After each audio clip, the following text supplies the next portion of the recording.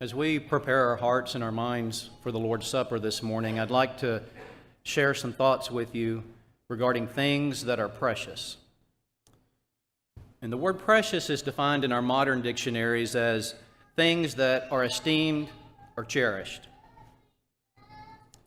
things that are greatly loved, things that are not to be wasted or treated carelessly, things that are treasured. And we probably all have people in our lives that are precious. You may be sitting next to someone this morning that is precious to you. You may have precious memories of someone that's not sitting next to you. You may have an item or a piece of personal property that is valuable to your family that's been passed down from generation to generation. We have an aunt in my family tree that is a precious person.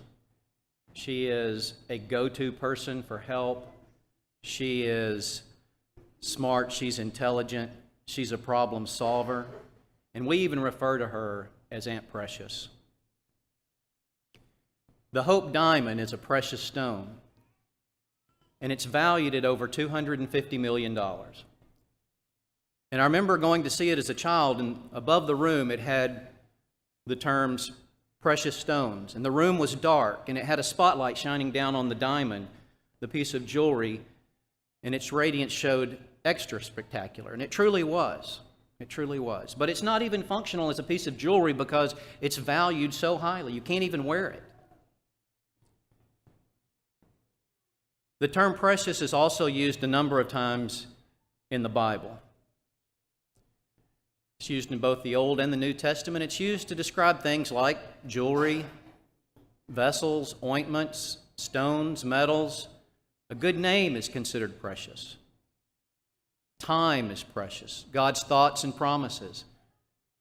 Life, our health, our souls are considered precious. And Christ should be considered precious. Specifically, the blood of Christ is referred to as precious in the New Testament.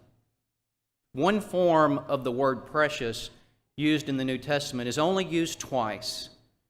And it's used to describe Jesus.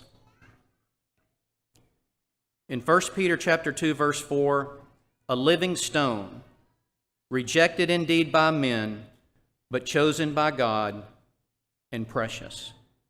And in 1 Peter chapter 2, verse 6, behold, I lay a cornerstone, elect, precious. And the meaning of that term precious here is more honorable, more precious in reputation. Not just honorable, but more honorable. And there's another form of the word precious used in the New Testament, and it's only used once. And it's used to describe how we should feel about Jesus.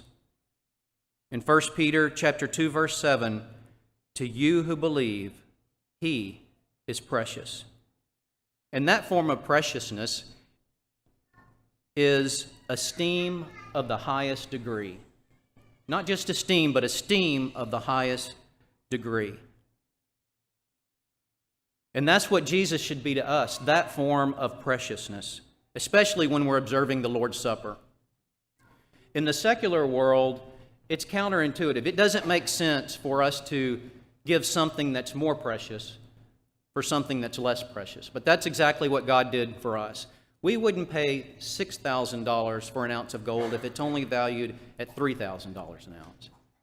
And we wouldn't pay $6 for a gallon of gas if it was only valued at $3 for a gallon. But that's exactly what God did. He chooses the foolish things to confound the wise, the weak to confound the mighty. He chooses the least to confound the greatest. And He gives the priceless to those who deserve absolutely nothing. And He chose the rejected cornerstone to be His cornerstone. And on the day of judgment, I'm not going to be able to show up with the Hope Diamond and redeem my soul. And Aunt Precious isn't going to be able to come and advocate for me on that day. Only Jesus can do that, and it's because of this sacrifice that He's able to do that. And I'll leave you with these two final passages. Psalm 49, those who trust in their wealth and boast in the multitude of their riches, none of them can by any means redeem his brother, nor give to God a ransom for him. for the redemption of their souls is costly. The redemption of their souls is costly. 1 Peter chapter 1, you were not redeemed with corruptible things like silver or gold, but with the precious blood of Christ. To those who believe, he should be precious, more honorable, esteemed to the highest degree. And we'll take the opportunity to demonstrate that this morning as the men come forward and serve the Lord's Supper.